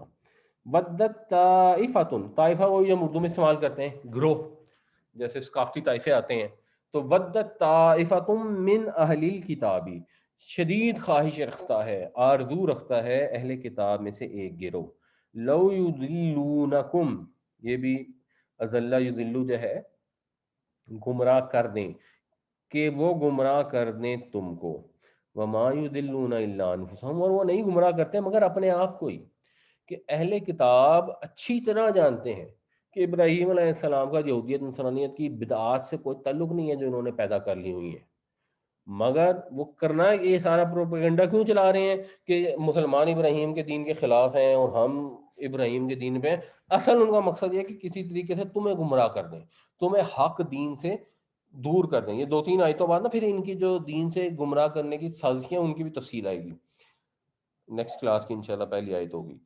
تو وہ لیکن جو گمراہ کرتے ہیں وہ نہیں کرتے، وہ خود ہی گمراہی ہو رہے ہیں، وہ کنواں کھود رہے ہیں اور خود ہی اس میں گرتے چلے جا رہے ہیں، وما یشعرون، اور انہیں اس چیز کا احساس نہیں ہے، وہ احساس ہو نہیں رہا انہیں اس بات کا کہ ہم تو اپنے لیے قبر کھودی جا رہے ہیں، اپنی طرف سے ہم انہیں گمراہ کرنے کی کوشش کر رہے ہیں۔ یہی جو سورہ بقرہ کے شروع میں بات ہوئی تھی، وما هم بمؤمنین یخادعون اللہ والذین آمنوا وما یخدعون الا انفسهم، وہ دھوکہ دینے کی کوشش کرتے ہیں اللہ اور مسلمانوں کو، وہ نہیں دھوکہ دیتے مگر اپنے آپ کو۔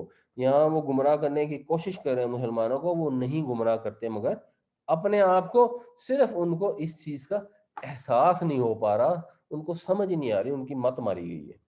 ودت طائفۃ من اہل الکتاب لو یضلونکم وما یضلون الا انفسهم وما یشعرون، آرزو رکھتا ہے ایک گروہ اہل کتاب میں سے کہ وہ گمراہ کر دے تمہیں، اور لیکن وہ گمراہ نہیں کرتے مگر اپنے ہی کو، اور وہ اس کا احساس نہیں رکھتے۔ یا اہل الکتاب، اے اہل کتاب، لم تکفرون، تم کیوں انکار کرتے ہو بھی آیات اللہ، اللہ کی آیتوں کا، بھئی تم اللہ کی آیتوں کا انکار کرتے کیوں ہو، انتم تشہدون، حالانکہ تم گواہ ہو، یہ واؤ کو کہتے ہیں پھر واؤ حالیہ، حالانکہ تم گواہ ہو اس کے اوپر، تو تم ان کا انکار کیوں کرتے ہو؟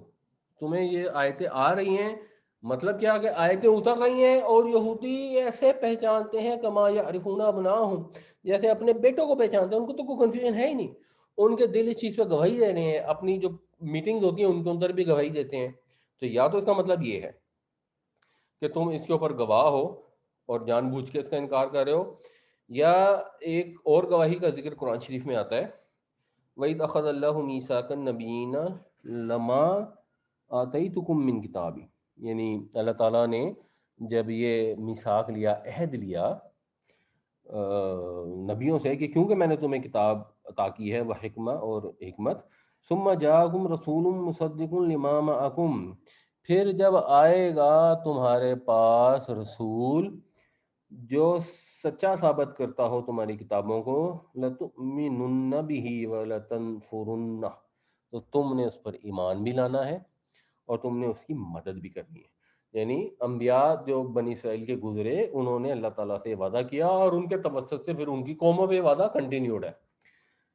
تو قال اقررتم، تو اللہ تعالیٰ نے فرمایا کہ کیا تم نے اقرار کیا، واخذتم علی ذالکم اسری، اور تم نے میری طرف سے یہ دی گئی ذمہ داری اٹھا لی، قالوا اقررنا، تو انہوں نے کہا ہم نے اقرار کیا، قال فاشہدوا، تو اللہ تعالیٰ نے فرمایا پھر اس پہ گواہ رہنا، وَأَنَا مَعَكُم مِّنَ الشَّاهِدِينَ، اور میں بھی تمہارے ساتھ گواہوں میں ہوں۔ یعنی اس پہ اللہ تعالیٰ کی بھی گواہی ہے، انبیاء کی گواہی ہے، اور اللہ تعالیٰ نے انبیاء سے کہا کہ گواہ رہنا، تو ان کے توسط سے انہوں نے پھر اپنی امتوں کو کہا نبی آخر الزماں جب تشریف لائیں گے تو ہم نے ان کا ساتھ دینا ہے، اور ان کی مدد کرنی ہے، اور اس کے اوپر ہم گواہ ہیں. تو ہو سکتا ہے یہ اس گواہی کا بھی ذکر ہو کہ اے اہل کتاب کیوں تم اللہ کی آیتوں کا انکار کرتے ہو جبکہ تم اس کے اوپر گواہی دے چکے ہو کہ تم نے انکار نہیں کرنا، تم نے ایمان لانا ہے اور تم نے مدد کرنی ہے. یا اہل الکتاب لم تکفرون بآیات اللہ وانتم تشہدون، اے اہل کتاب کیوں انکار کرتے ہو اللہ کی آیتوں کا حالانکہ تم گواہ ہو.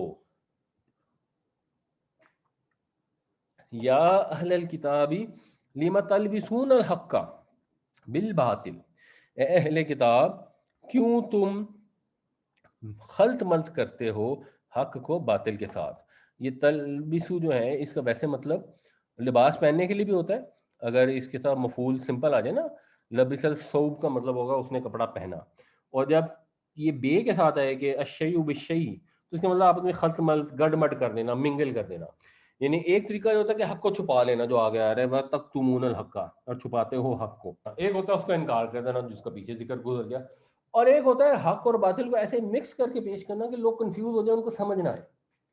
ریلی جیسے ہمارے پیر فقیر ہوتے ہیں نا، وہ منہ سے حق حق اللہ اللہ بھی کر رہے ہوتے ہیں اور ساتھ باطل کام بھی کر رہے ہوتے ہیں، تو حق اور باطل مکس ہو جاتے ہیں. لوگ حق والی بات دیکھتے ہیں تو کہتے ہیں یار یہ تو بڑا پہنچا ہوا ہے، اور باطل والی بات پھر وہ محسوس نہیں کر پاتے.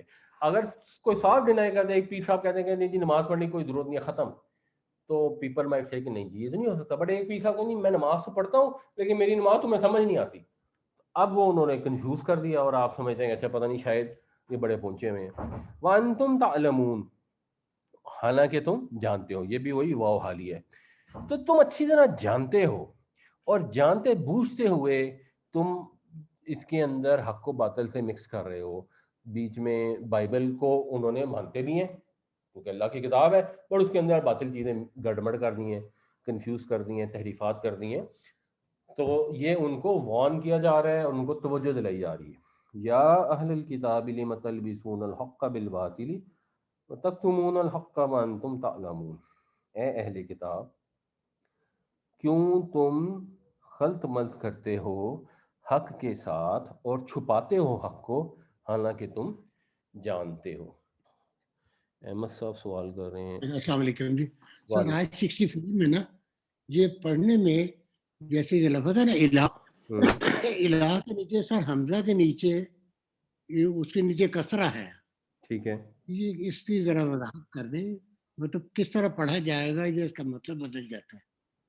نہیں یہ دیکھیں جب یہ آپ اپنے قرآن شریف دیکھیں گے نا اس میں یہ یوں لکھا ہوگا ایسے الہ، اچھا تو اس کو بس الہ پڑھیں گے. عربی قرآن میں وہ جب الف پر حرکت ہوتی ہے نا تو اس کے نیچے حمزہ ڈال دیتے ہیں، اگر زبر ہوگی تو اوپر ڈال دیں گے. حمزہ کے نیچے ایک کسرہ ہے نا، اس کے پروننسیشن میں فرق پڑتا ہے. اکیلا حمزہ یا اکیلا کسرہ سے کام نہیں چلتا. نہیں یہ سائل ہے، ہم اس کو کہتے ہیں الف. عرب کیا کرتے ہیں وہ اس کو کہتے ہیں الف، یہ والی جو الف ہے نا یہ اس کو وہ کہتے ہیں الف، کیونکہ یہ الف ہے، یہ استعمال نہیں ہو رہی، اس میں حرکت نہیں ہے کوئی.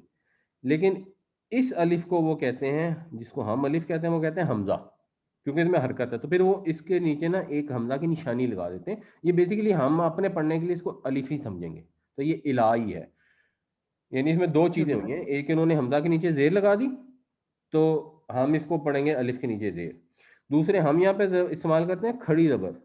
عربی قرآنوں میں کیا ہوتا ہے وہ زبر لگاتے ہیں اور اس کے ساتھ ایک چھوٹی سی الف ڈالتے ہیں جس کا مطلب کہ آپ نے لمبی کرنی ہے. اگر اسی طرح کہیں کھڑی زیر ہوگی تو ہمارے یہاں کھڑی زیر ہوتی ہے، وہ کیا کرتے ہیں زیر ڈالتے ہیں اور اس کے ساتھ ایک یہ ڈال دیتے ہیں جس کا مطلب ہوتا ہے کہ اس کو لمبا کرنا ہے. تو یہ ان کے اور ہمارے لکھنے کے طریقے کا فرق ہے. تو سر اس میں پہلا ہاں انتم، اب پھر حمزہ کے اوپر فتح ہے اس میں، یہ اکیلا حمزہ سے کام نہیں چلتا تھا. اس کی کیا مصلحت ہے؟ کیا وزن میں آپ کیا کہنا چاہ رہے ہیں کہ یوں لکھا ہو؟ نہیں ہاں جی اکیلا حمزہ، اس میں کوئی نہ کوئی لاجک ہوگی. نہیں حمزہ کے اوپر فتح نہیں آپ ہے اس نا. حمزہ کو اگنور کر دیں، یہ حمزہ نہیں ہے، یہ الف ہی ہے. ہمارے قرآن شریف میں یہ حمزہ نہیں لکھا ہوگا. ٹھیک ہے چھوڑ دیں. اب اس کو پڑھنا ہے تو اس ٹھیک پہ ہے زیر سر، زبر تو لگانی نیچے پڑے سر گی نا. علم آ رہا ہے. نہیں میں سمجھ گیا سر، کلیئر. دوسرا علم ہے، جی یہ انہوں نے لگایا ہوا ہے دما دمہ تنوین ہے نا علم، یہ ڈبل پیش ہے. یہ ہمارے قرآن شریف میں وہ اچھا اس طرح ٹھیک لکھا ہے. ہوا ہے. ہاں جی، ہاں جی ضمہ تنوین جس یہ کو آپ کہہ رہے ہیں. ہاں یہ ہمارے اردو میں تو اس طرح لکھتے ہیں نا. ہاں جی عرب سنا اس طرح جیسے علم کے اوپر لکھا ہوا ہے. دیکھیں یہ فونٹ ہے، عربوں کے یہاں اس طرح بھی لکھا ہوتا ہے اور دوسرے فونٹ سے بھی لکھا ہوتا ہے، لیکن یہ ڈبل پیش اچھا ہے. اس کے نیچے علم کے نیچے پھر جیم لکھا ہوا ہے. جیم کیا ہے سر؟ جیم کا مطلب ہوتا ہے جواز الوقف، کہ یہاں رکنا جائز ہے. اچھا جب الوقف جائز، تو یہ ہے. تو آپ علم کر کے یہاں سانس لینے یہاں جائز ہے، درست ہے. ٹھیک. اچھا سر ایک اس میں جو ہے 67 آیت میں یہودین آیا ہے، مسلمون آیا ہے. یہودین جو ہے یہودی، اس میں سے ایک تو تنوین لگی ہے، تو تنوین کے اوپر ڈبل فتح ہے. اتنا ایمفس ہے اس پہ؟ نہیں یہ نصب ہے نا، یہ کانا کی خبر ہے. ہاں جی. تو کانا کی خبر جو ہوتی ہے اس پہ نصب آتا ہے. اور تنوین اس لیے ہے کیونکہ تنوین تو نارمل ہوتی ہے نا، ہر ناؤن پہ تنوین ہوتی ہے. جس پہ تنوین نہیں ہوتی اس کی کوئی وجہ ہونی چاہیے. مطلب زیدن جو ہے وہ تنوین میں ہی ہوگا، بیتن تنوین میں ہی ہوگا. پھر الف لام لگتی ہے تو مثلا تنوین ہٹتی ہے، یا مرکب اضافی بنتا ہے تو تنوین ہٹتی ہے. تنوین ہٹنے کی کوئی وجہ ہونی چاہیے، تنوین ہونے کی وجہ ہونی نہیں چاہیے، وہ تو بیس ہے. ٹھیک ہے. اچھا سر ایک یہ یا ہوتا ہے اور ایک یا کے نیچے دو نقطے ہوتے ہیں، جیسے 68 نمبر آیت میں ہے. یہ ان دونوں میں فرق کیا ہے، یا یہ نقطے والا یا؟ عربوں میں وہ کیا کرتے ہیں کہ وہ یہ جس کی پڑھا جاتا ہے نا، جیسے یہ والی یہ ہے اور یہ والی یہ ہے، اس کے نیچے دو نقطے ڈالیں کیونکہ اس کو ہم پڑھ رہے ہیں. یہ وہی جیسے ادھر حمزہ ڈال دیتے ہیں، ادھر وہ دو نقطے ڈال دیتے ہیں. یہ جو ہے نا اس کی آواز نہیں آ رہی، اس لیے اس میں دو نقطے نہیں ہیں. اس میں اور اس میں کیونکہ آواز آنی ہے ولی یل نبی یو، تو اس لیے اس کے نیچے انہوں نے دو نقطے ڈال دیے ہیں. اس کو اولن ناس آگے جڑ جانا، اس کی آواز آنی ہی نہیں ہے، تو اس لیے اس کے نیچے دو نقطے نہیں ڈالے. یہ بھی سٹائل ہے. اچھا سر میں یہ پوچھنا چاہ رہا ہوں کہ ہم نے ابھی ذکر کیا کلاس کے اندر کہ عیسائی، یہودی اور مسلمان کلمہ توحید پہ اکٹھے ہوں، تو اس کلمہ توحید پہ اکٹھے ہونے کا کیا مقصد ہے، یعنی کہ کیا کس لیے انہوں نے اکٹھے ہونا ہے، ذرا اس کی تھوڑی سی وضاحت کر دیں. جزاک اللہ. دیکھیں جی، بنیادی چیز یہ ہے کہ نبی کریم صلی اللہ علیہ وسلم دنیا میں تشریف لائے اس لیے کہ آپ رحمت للعالمین ہیں. اب آپ رحمت للعالمین ظاہر ہے اسی صورت میں ہے نا کہ آپ کے آنے کی وجہ سے تمام جہان والوں کو ہدایت کی نعمت حاصل ہو. لوگوں کو ہدایت کی نعمت حاصل ہوگی اور وہ جنت میں چلے جائیں گے. تو نبی کریم صلی اللہ علیہ وسلم کا دنیا میں تشریف لانے کا مقصد یہ تھا کہ وہ ساری خدائی جو جہنم میں جا رہی ہے آپ اس کو کھینچ کر جنت میں لے جانے کی کوشش کریں. تو آپ نے اگر عیسائیوں اور یہودیوں کے متعلق ان کو بھی کوشش کرنی ہے جنت میں لے کر جانے کی. نبی کریم صلی اللہ علیہ وسلم حضرت عیسیٰ کی طرح نہیں ہے جو رسولاً الی بنی اسرائیل تھے، صرف بنی اسرائیل پہ ایفرٹ کرنی تھی. آپ صلی اللہ علیہ وسلم نے تو تمام دنیا پہ ایفرٹ کرنی ہے. اچھا آپ کے بعد آپ کی امت کو یہ فرض ہے کہ تکون شہداء علی الناس ویکون الرسول علیکم شہیدا، کہ نبی کریم صلی اللہ علیہ وسلم تم پر گواہ ہیں اور تم تمام عالم پر گواہ ہو جاؤ. اور مطلب یہ کہ نبی کریم صلی اللہ علیہ وسلم کا پیغام سب تک پہنچاؤ. اب جب آپ نے پیغام پہنچانا ہے تو کیسے پہنچائیں گے؟ تو آپ کو پہلے ان سے مل بیٹھ کر ریلیشن شپ قائم کرنی پڑے گی، اکٹھے ہونا پڑے گا. تو یہ ہے اس توحید کے اوپر اکٹھے ہو جاؤ. اور عیسائیوں یہودیوں کے ساتھ اکٹھے ہونا آسان ہے کیونکہ یہ چیز تو کامن ہے. یہودیوں کے ساتھ آپ، ہندوؤں کے ساتھ آپ اس چیز کے اوپر کامن تو نہیں ہو سکتے کہ بھائی آ جاؤ ہم اکٹھے ہو جائیں، ہمارا خدا ایک ہی ہے. ادھر بھی آپ جائیں گے تو پھر آپ ان کے جیسے ڈاکٹر ذاکر نائک کرتے ہیں کہ ان کے وید نکالتے ہیں اور اس میں کہتے ہیں دیکھو تمہارے ویدوں میں بھی اوریجنل یہی لکھا ہوا ہے کہ خدا ایک ہی ہے، اس کی کوئی تصویر نہیں ہے، اس کے جیسا کوئی نہیں ہے، تو آؤ ہم اس کے اوپر اکٹھے ہو جائیں. تو اس سینس میں جو خدا کی وحدانیت ہے وہ انسان کی فطرت میں بھی ہے، وہ لاجیکل بھی ہے، اور وہ وحی میں بھی ہے، اور یہودی عیسائیوں کی کتابوں میں بھی ہے. تو ان کو اس کے اوپر اکٹھا کریں، اس کے بعد ظاہر ہے پھر ان کو باقی کے دین کی تبلیغ آسان ہو جائے گی. جزاک اللہ سر.